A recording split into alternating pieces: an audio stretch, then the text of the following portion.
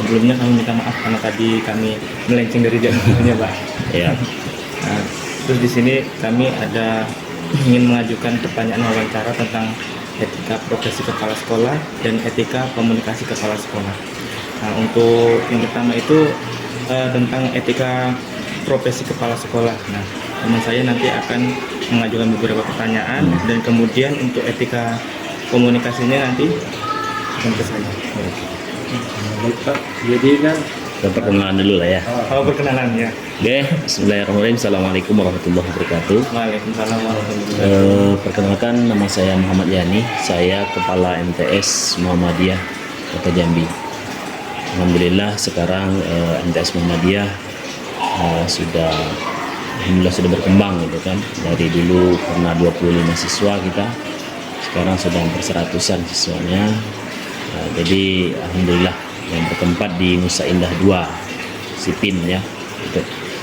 Oke, mungkin dari teman-teman yang hadir dari UIN, ini S1 S2 S1 MPI ya. Iya.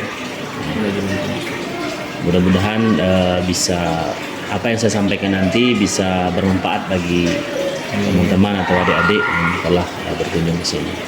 Silakan nanti untuk pertanyaannya yang bisa saya jawab mungkin, kalau yang tidak bisa saya jawab mungkin ada yang lebih kompeten gitu kan. Oke, terima kasih. Silakan.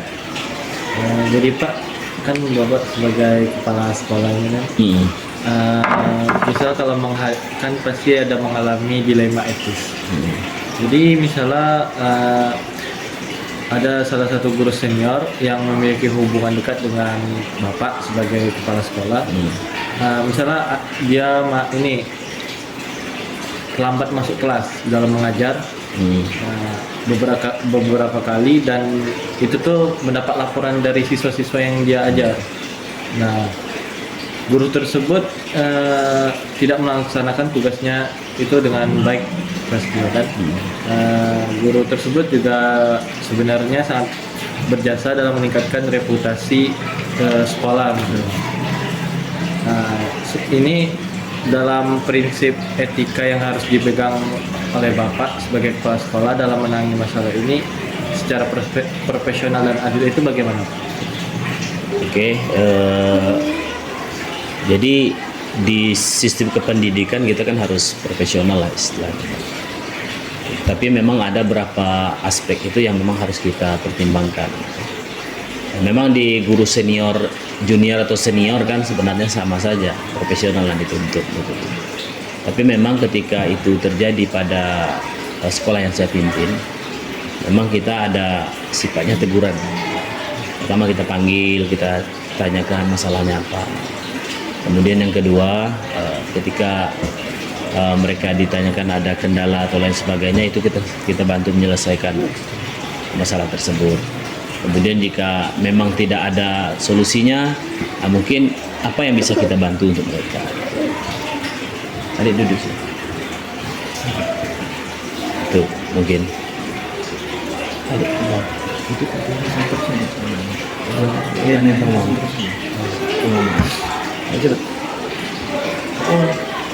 Jadi adakah solusi Bapak sebagai kepala sekolah itu menghindari konflik seperti itu?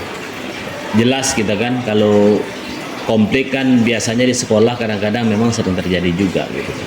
Tapi ya untuk mengatasi konflik itu biasanya kita memang minta pertimbangan. Di sini kan ada waka, kemudian ada waka kiswan atau waka kurikulum yang bisa membantu kita. Juga guru-guru senior yang lain yang bisa menyelesaikan ini. Nah, untuk menyelesaikan konflik tersebut semua stakeholder kita harus bersatu lah gitu kan, karena memang di sini kan tidak adanya kepentingan kita pribadi, namanya sekolah atau apa tidak ada kepentingan pribadi.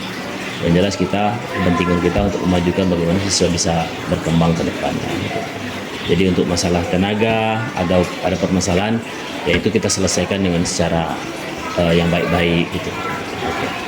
Misalnya kalau dalam keputusan seperti guru tadi ada masalah, itu Bapak ada mempertimbangkan keputusan dari Bapak sendiri secara pribadi karena masa lalu guru tersebut? Nah, kalau untuk itu kita tidak lah, karena di sini kan banyak guru-guru yang udah bahkan dari mulai berdiri sampai ini kan. Jadi mereka kita mintakan pertimbangan mereka juga gitu. Kalau misalkan ada permasalahan atau kendala, ayo ada di sini, ada duduknya di sini ya. Gitu.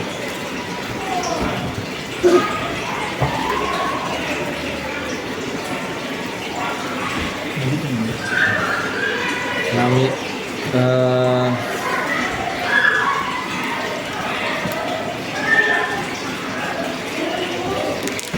misalkan bisa di sebuah sekolah ini MTS yang Bapak ajar ini menerima laporan bahwa seorang guru, misalnya ada guru honorer gitu nggak? Ada. Karena kita rata-rata honor. Oh, Ya. masih ada. Untuk masih honor. Misalnya ada yang meminta jumlah uang kepada orang tua gitu kan sebagai uang tambahan di luar jam sekolah. Beberapa orang tua itu merasa keberatan, tetapi takut melaporkan karena khawatir anak mereka akan diberlakukan tidak adil di sekolah ini. Nah, sebagai bapak menjabat kepala sekolah itu mengetahui misalnya guru honorer itu ada keputusan mengambil uang tambahan itu dari murid. Nah, langkah bapak pertama itu bagaimana? Yang pertama memang kalau sifatnya itu kan kita kan ada peraturan yang menyatakan bahwa tidak boleh memungut uang ya, sifatnya uang itu kan. Tapi kalau misalkan untuk amal dan lain sebagainya itu berbeda mungkin kan. Tapi kalau yang sifatnya uang itu diperuntukkan untuk pribadi atau misalkan dia menjual buku dan lain sebagainya, itu pasti kita panggil gitu. Kita panggil apa permasalahannya. Kok bisa anak seperti ini. Nah, akhirnya nanti ya kita carikan solusi terbaik untuk gitu kan. Gitu. Supaya tidak ada ini miskomunikasi dengan yang lain gitu kan. Ini supaya bisa diluruskan gitu kan. Jangan sampai ini merugikan orang tua, merugikan siswa. Kadang-kadang kan anak-anak kan terintimidasi juga kan. Iya. Jadi ketika dipintai duit mereka oke-oke aja gitu kan. Padahal di belakangnya udah berutuh gitu. Dan itu memang segala sesuatu itu kita kan ada yang namanya komite di sekolah. Nah, kita koordinasikan sama komite karena komite itu sendiri itu kan dibawahi oleh orang tua kan. Nah, jadi orang tua yang ini kita koordinasi sama mereka gitu, untuk masalah yang seperti ini. Tapi memang tidak dibolehkan untuk guru memungut uang dari siswa. Jika seandainya terjadi Pak, apa Bapak ini ada transparansi atau privasi terhadap guru yang misalnya melapor hal tersebut? Nah, kita kan sifatnya kalau yang ada guru yang mau berbuat baik gitu kan, ya yang jelas kita privasi untuk mereka. Supaya tidak terjadi yang ini ya, ini yang melapor kemudian kita laporkan kembali, oh ini yang melaporkan, itu kan resiko lagi. Enggak, kita kan harus ada inilah ya, penghargaan untuk mereka supaya mereka ini baik, bagaimana ini, yang penting kita pertimbangkan dulu seperti apa. Adik ya, main dekat Rizia lagi ya. Sebagai Bapak, sebagai kepala sekolah, Bapak ini dapat menegakkan peraturan nggak? Misalnya kalau guru tersebut melakukan sanksi itu tanpa menghancurkan itu status dia sebagai guru. Gimana? Sebagai kepala sekolah Bapak, ada nggak Bapak menegakkan peraturan tanpa menghancurkan motivasi guru itu atau guru honorer yang tadi sebelumnya Pak? Yang jelas untuk menegakkan aturan biasanya kita kan ada 3 prinsip, 3 periode. Pertama kita panggil, kemudian yang kedua kita kasih surat teguran pertama, teguran kedua sampai teguran ketiga. Jadi kalau di segala sesuatu itu juga tidak diinikan, ya jelas kita ambil tindakan gitu. Yang jelas untuk mereka ya tidak kita inikan lah, mereka kan boleh memilih. Ya namanya pekerjaan apalagi di swasta kan, mereka boleh memilih kalau dengan kondisi seperti apa mesti mau bertahan gitu. Kalau mau bertahan profesional gitu aja. Itu saja dari saya pertanyaan tentang etika. Oke. Etika profesi. Ya, etika profesi. Oh, tentang etika profesi.